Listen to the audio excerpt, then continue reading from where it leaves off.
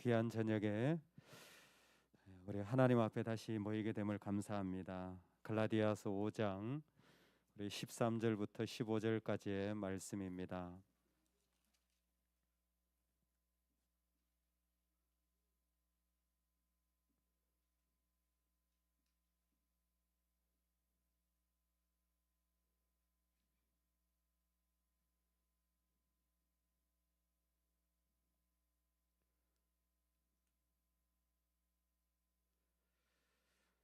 갈라디아서 5장 13절부터 15절까지의 말씀입니다. 오는 주일이 종려 주일 그리고 고난 주간이 시작이 됩니다. 같이 예수 그리스도의 이 땅에 오신 십자가의 마음을 우리 같이 품는 기회가 되면 좋겠습니다.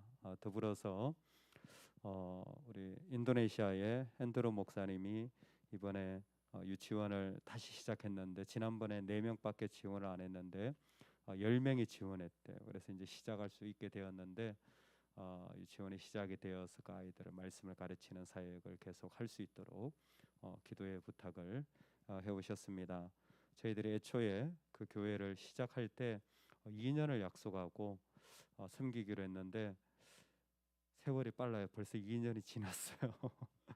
그래서 이제 다시 계약을 하고 그 이제 루꼬라고 상가를 얻었는데 그 다음에 또 이제 계속 진행해 나가야 되는데 기도 부탁을 하더라고요. 그래서 선교사님하고 어떻게 하면 좋을까 좀 이야기를 나눴습니다. 기도해 주시면 좋겠고요.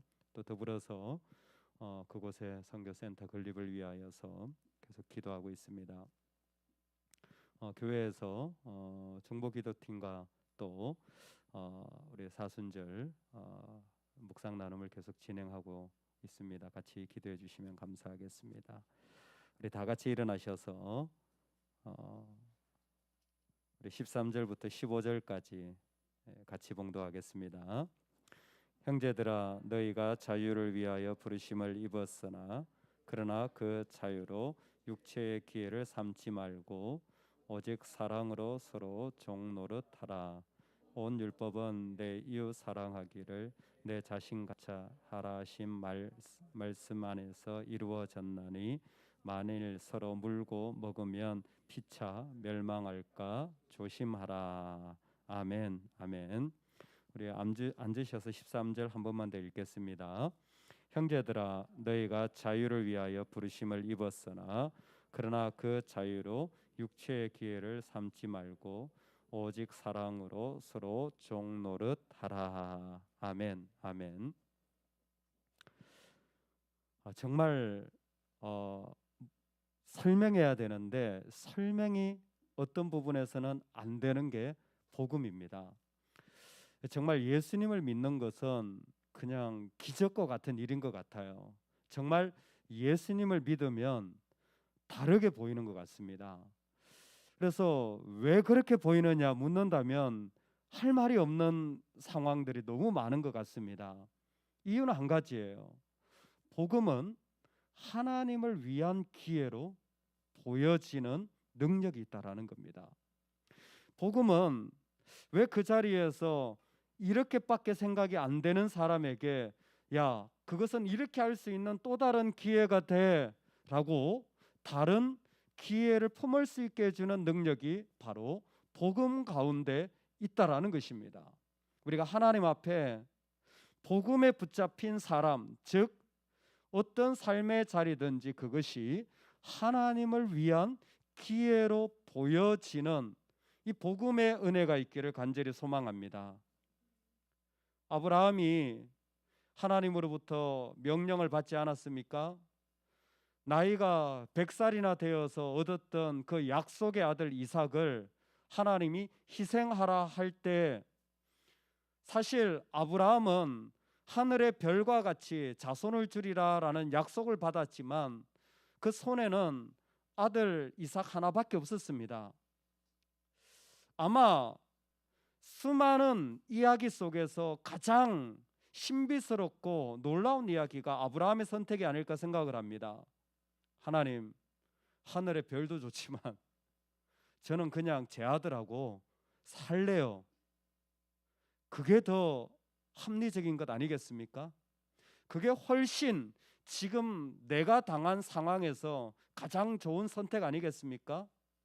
어떻게 자신의 아들을 죽이는 선택을 한다는 말입니까?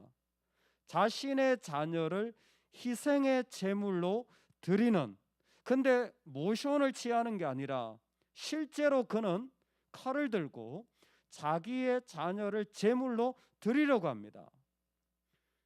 어떻게 설명할 수 있을까요? 자녀를 드리는 게 맞다고 말한다면 그게 답이 될까요? 아닐 겁니다. 수많은 상황에서 얼마나 다른 경우가 생기겠습니까? 그런데 이상하게 믿음을 가지고 있는 자는 내 자녀를 희생으로 바치는 것도 뭐로 보여요? 하나님을 위한 기회로 보이더라는 거예요. 여러분, 이걸 어떻게 말로 설명이 됩니까? 어떤 논리로 이게 설명이 가능합니까? 그냥 하나님이 나한테 원하시는 기회인데 그게 전부예요. 그냥 그의 눈에 보이고 그 길을 걸어갈 수밖에 없는 것이 복음의 자리입니다. 왜? 오늘 13절 말씀에 중요한 두 가지를 엔티 라이트가 잘 집어냈습니다. 복음은요, 우리가 이 땅에 있는 죄악으로부터의 부름입니다. 그래서 이 땅에 있는 악함과 죄악의 모든 요구로부터의 부름이에요. 거기에 뭐가 포함되어 있습니까? 율법의 요구들이 포함되어 있는 거예요. 그러니까 이게 있어야 돼, 저게 돼야 돼라는 모든 이 땅의 요구들, 우리 그것 때문에 지금 죽을 지경이잖아요. 애 대학 보내야 되죠. 결혼해야 되죠. 집이 있어야 된다고 말하죠. 차가 있어야 된다고 하죠. 노후가 필요하다고 하죠. 여러분, 인류가 노후를 준비한 게 몇 년입니까? 없었어요. 여러분, 인류가 차가 필요한 게 몇 년입니까? 없었어요. 인류가 이렇게 복잡한 필요를 많이 가진 때가 언제입니까? 없었습니다. 그 많은 것들로부터, 그 수많은 조건들로부터 하나님 우리를 건져주신 겁니다. 그거 없어도 살아갈 수 있는 자들로. 할렐루야. 이 땅의 모든 율법의 필요와 그 아픔들로부터, 그 무거운 짐들로부터 이제 그거 없어도 돼. 왜요? 주님이 다 이루셨기 때문입니다. 주님이 다 갚으신 거예요. 그러니까 좋은 거는 다 주님이 다 해보신 거예요. 그 아픔은 주님이 다 갚아내신 겁니다. 우리는 그저 부스러기일 뿐이라는 거죠. 할렐루야. 다 갚아버린 거예요. 예? 처음에 걸어다니다가 자전거를 탈 줄 알면 자전거 얼마나 신기합니까? 근데 자전거를 타다 오토바이를 타면 오토바이가 얼마나 재밌습니까? 그 오토바이를 타다가 자동차를 운전하면 내 차가 생기면 또 그 차가 얼마나 좋습니까? 또 그 차가 또 좋은 차면 또 얼마나 더 좋습니까? 예전에 건 필요가 없어요.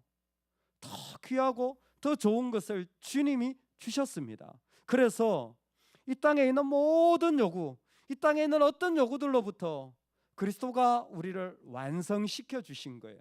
할렐루야. 그럼 이 땅에 있는 거 뭐 좀 없다고 여러분 괴로워하지 마십시오. 그거 안 된다고, 심지어 우리의 비전과 사역조차도 이루지 못했다고 그것 때문에 마음 졸일 일이 없습니다. 어떤 좋은 사역이, 어떤 좋은 교회가 예수님보다 더 좋단 말입니까? 이 땅에 있는 어떤 일들이 어떻게 예수님보다 더 좋단 말입니까? 비교가 안 돼요. 할렐루야. 비교가 안 된다니까요. 비교가 안 돼요. 비교가 안 돼요. 저는 차를 보면, 제가 스타렉스를 타고 다니니까 자꾸 이렇게 그런 승합차만 보는데 요즘 현대에서 그 스타리아라고 새 차가 나오더라고요. 스타렉스가 이제 없어진대요. 이야, 제가 그레이스 봉구 시절부터 교회에서 운전했는데 이제 그 차가 아예 없어지고 다른 게 나온다라는 거예요. 근데 봤는데 너무 좋은 거예요. 옛날 그레이스는 생각도 안 나요. 봉구는 좋은 줄도 모르겠어요. 여러분, 우리가 이 땅에 그런 사람들입니다. 그것으로부터 부름을 받았어요. 뭐 좀 된다고 안 된다고, 여러분 우리는 이미 주님이 가장 좋은 주님이 다 만족해 주신 것을 복음 가운데 붙잡고 있는 줄로 믿습니다. 그리고 또 하나, 이 복음이 부르심을 통하여서 우리를 죄악에서 불러냈을 뿐만이 아니라 이것은 목적성을 가지고 있다는 거예요. 어떤 하나님을 위한 기회가 되는데 사랑으로 서로 종노릇하는 하나님의 목적을 향하게 되어 있다라는 것입니다. 하나님이 우리를 속박으로부터 자유해 주셨을 뿐만이 아니라 우리를 하나님을 향한, 하나님이 원하시는 그 목적을 향하여 우리가 걸어가는 자유를 주신 거예요. 아브라함의 예가 너무 좋아요. 그는 충분히 자기 이삭 데리고 행복한 삶을 살 수 있었습니다. 아들하고 해피 라이프를 살면서 여행도 다니면서 노후를 얼마나 재미있게 즐길 수 있었습니까? 근데 그가 가진 자유는 기꺼이 내가 선택할 수 있는 다른 선택을 다 포기하는 자유였던 거예요. 그리고 하나님이 원하시는, 하나님이 목적으로 삼으시는 그 자유를 향하여 모든 것을 다 버릴 수 있는 그런 자유였습니다. 왜? 이게 참 중요한데요. 우리가 가지고 있는 자유, 복음이 준 우리가 앞으로 살아갈 그 마음껏 살아갈 수 있는 모든 자유의 필수 조건이 하나 있어요. 그래서 정말 그가 복음의 사람이고 그가 진짜 복음으로 부름을 받았다면 그 사람은 필연적으로 엎드릴 수밖에 없어요. 필연적으로 하나님 앞에 낮아질 수밖에 없어요. 필연적으로 자기의 목소리를 꺾을 수밖에 없어요. 왜냐하면 세상의 자유는 내가 원하는 것을 얻으면 돼요. 자기 몸을 사랑하는 것처럼이라고 할 때 정확하게 내가 원하는 것 얻으면 됩니다. 그게 내 자유예요. 그러면 내 자유가 발동된 겁니다. 근데 있잖아요, 복음의 자유는 성령을 따라가야 돼요. 복음의 자유는 100% 성령에 따라 주어지는 자유입니다. 성령은 엎드리지 않으면 얻을 수가 없는 거예요. 그래서 사랑으로 종로로 타라라는 말씀은 우리 다음 절에 이어지는 바로 성령을 쫓아라는 말과 같은 맥락입니다. 그러니까 하나님으로부터 자유를 받은 사람들은 그 안에 어떤 자유가 있냐면 성령을 쫓아 내 자신을 엎드리며 그것을 계속 구하는 자유 속에 자신을 맡겨드리는 거예요. 그래서 뭐예요? 날마다 엎드리고 또 엎드리고 또 엎드리고 또 엎드리는 거예요. 내가 생각한 어떤 것도 다 내려놓고 하나님 앞에 엎드리지 않으면 성령을 쫓아갈 수 없기 때문에, 성령이 내 안에 마음껏 활동할 수 있는 무대가 될 수 없기 때문에 계속 날마다 하나님 앞에 엎드리는 거예요. 하루만 엎드리지 않더라도 하루 이빨 우리가 양치질 안 하면 이빨이 그냥 너무 지저분해가지고 입냄새가 나고 막 불쾌해가지고 하루를 견딜 수가 없잖아요. 할렐루야. 여러분들 견디세요? 성령 앞에 엎드리지 않으면 내 안에 있는 가시덤불 같은 것들이 막 나오니까 견딜 수가 없는 거예요. 그래서 왜 더 엎드릴 수밖에 없는 거예요. 성령을 쫓아 그 가운데 나아가는 것입니다. 그런데 이 성령을 쫓아갈 때 그 성령이 우리에게 이루신 것이 무엇이냐면 예수님이 이미 이루어 놓으신 율법의 제일 큰 계명, 율법학자들이 예수님에게 가장 큰 계명이 뭐라고 생각하느냐? 말할 것도 없이 그 모든 율법의 요구를 이루어내는 방법은 성령이 우리에게 주시는 한 가지 길인데 사랑하는 길이라는 거예요. 하나님을 사랑하고 이웃을 사랑하라. 그때 마음이 뭡니까? 진심으로 사랑하라. 진심으로 하나님을 사랑하는 게 뭡니까? 모르면 너의 이웃을 사랑해봐. 이웃을 사랑하는 게 뭔데요? 네가 성령을 쫓아한다면 네가 네 몸을 위해 하는 것과는 정반대로 할 거야. 그들의 좋음을 가지고 그들의 유익을 위해 선택하며 걸어가게 될 거야. 성령이 그렇게 역사하신다라는 것이죠. 오늘 우리가 하나님 앞에 살아가는 삶은 바로 이 자리에 주님이 부르신 것입니다. 오늘 하나님이 우리 가운데서 그 복음으로 기회를 주는데 어떤 기회를 주냐면 사랑의 기회를 주시는 거예요. 근데 이게 갈라디아서 2장 20절에는 그리스도가 우리에게 오셔서 뭐예요? 십자가에서 자기를 내어준 사랑으로 보여줍니다. 그런데 오늘 갈라디아서 5장에 와서 그 사랑은 어떤 사랑이냐면 마치 내 몸의 유익을 위한 것과 같이 다른 사람의 유익을 위하는 것이 사랑이라고 더 구체적으로 표현한 거예요. 쉽게 말하면 그겁니다. 내가 이것을 하나님을 위한 기회로 삼는다라는 것은 어떤 어려움이 있더라도, 어떤 상황이 있더라도, 어떤 속에 있더라도 뭐예요? How can I help you? 내가 뭐 도와드리면 될까요? 제가 뭐 섬기면 될까요? 내 아들이 죽게 생겼는데 뭐라고 해요? 아브라함은 하나님, 제가 하나님을 어떻게 섬기면 될까요? 내가 지금 이런 상황에 있는데 뭐라고 해요? 내가 당신을 어떻게 섬기면 좋을까요? 그 옵션이 보이는 거예요. 내 코가 석자인데, 내 자식도 문제가 많은데, 나도 몸이 아픈데, 그런데 복음의 사람들은 희한해요. 다른 기회가 보이는 거예요. 어떻게 섬길까? 어떻게 하나님을 영광스럽게 할까? 어떻게 거기서 더 나눌 수 있을까? 이 생각을 하고 있는 거예요. 이걸 어떻게 가르친다는 말입니까? 이걸 어떻게 논리적으로 설명한다는 말입니까? 아마 말씀을 따라 여기까지 설명할 수는 있겠지만 그것은 그 안에 성령이 그 영혼을 붙잡아서 봐라, 이게 하나님을 위한 기회 아니니? 봐라, 이것이 주님을 위한 기회 아니니? 라고 붙잡지 않으면 참 어려운 이야기 같아요. 근데 오늘 뭐라고 말합니까? 우리가 그런 사람이라는 거죠. 그 속에서 어떻게 도울까요? 왜? 우리가요, 그 상황이 되면요, 그게 정말 도울 기회도 되지만 15절을 보십시오. 만일 서로 물고 먹으면 말이 좋죠. 물어 뜯으면이에요. 물어 뜯으면 서로 물어 뜯으면 피차 멸망할까 조심하라. 우리가 그럴 수 있다라는 거예요. 우리가 충분히 물어 뜯을 수 있는 사람이라는 거예요. 당신 왜 그랬어? 너 왜 그랬어? 이 세상에 왜 그래? 교회가 왜 그래? 물어 뜯을 수 있는 사람이라는 거예요. 그럼 뭐예요? 나도 망하고 그도 망하는데 우리가 가지고 있는 복음은 그 선택이 아니라는 거예요. 그래서 13절에 보면요, 사랑을 이야기하면서 달라진 게 있어요. 율법을 행하는 자들을 그전까지는 대적자라 그랬어요. 십자가의 걸림돌이라 그랬습니다. 그런데 13절은 뭐라고 해요? 형제들아. 형제들이에요. 똑같은 사람들인데 형제로 보여지는 거예요. 좀 신기하죠? 나한테 걸림돌 같은 사람이 아니라 나한테 형제로 보여지는 거예요. 내 대적자처럼 보이는 사람이 아니라, 나를 시험에 들게 보는 사람이 아니라 내 가족으로 보이는 거예요. 내 자매로 보이는 거예요. 내 형제로 보이는 거예요. 여러분, 우리가 그렇게 살 수 있습니다. 그 선택이 우리에게 있는 거예요. 그 복음이 우리에게 주어진 거예요. 왜? 왜? 십자가가 그 사랑을 주셨기 때문에.